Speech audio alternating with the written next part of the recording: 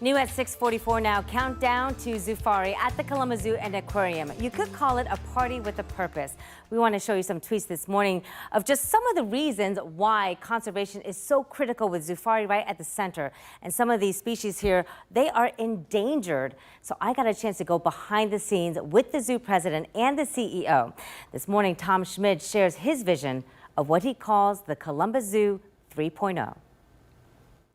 When I first came here, my first week on the job, I did a little experience with one of our red pandas, and that was pretty amazing. I got to feed him, and you know, he came up and literally the panda, put his little paw on my knee to get a piece of food. Tom Schmid wants the world to know the Columbus Zoo is at the forefront of conservation and leading the way with saving endangered species like the Mexican gray wolf.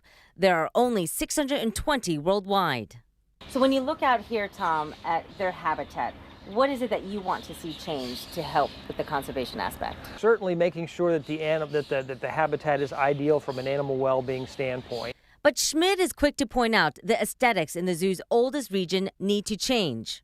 To save species from extinction, you really need lots and lots of partners working together, studying the animals in a managed care situation like this so we can learn more about their natural history. This part of the North American Tract region will soon become the new Ohio Center for Wildlife Conservation, an actual building where people can witness the work that's long been underway at the zoo behind the scenes. We actually do a lot of conservation work right here in Ohio, and so reintroducing hellbenders, one of the largest amphibian species that you'll find in any river in the country. We've reintroduced over 700 hellbenders back into the rivers of Ohio.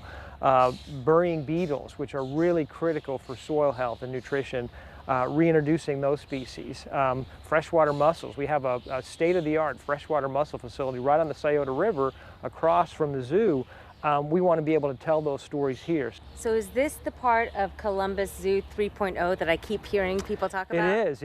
This really is just our focus for the state right now, but the other work, coordinating, having lab space, population biologists, all those folks will need space and resources. So in the future, yeah, we will have some kind of brick and mortar center for wildlife conservation.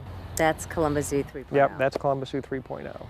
Tom Schmid says the ultimate mission is to create a hub for all of the zoo's global conservation efforts, like giving displaced animals such as these moose a new home, or rescuing wildlife orphaned from man-made climate change.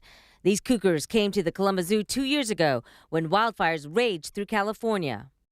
One of these mountain lions was severely burned, and we weren't sure if that animal was going to make it. And Schmid says this complex conservation community with the Columbus Zoo at the center is making a difference here and around the world. We are seeing more robust, larger populations of animals that we're supporting. For example, we with a consortium track the number of mountain gorillas in Rwanda, and there's evidence that based on the work of the Columbus Zoo and other partners that those populations are starting to increase now.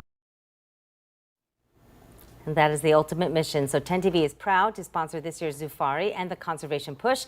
Join us Saturday, June 17th, and you'll find all the ticket details on 10tv.com when you click on this story.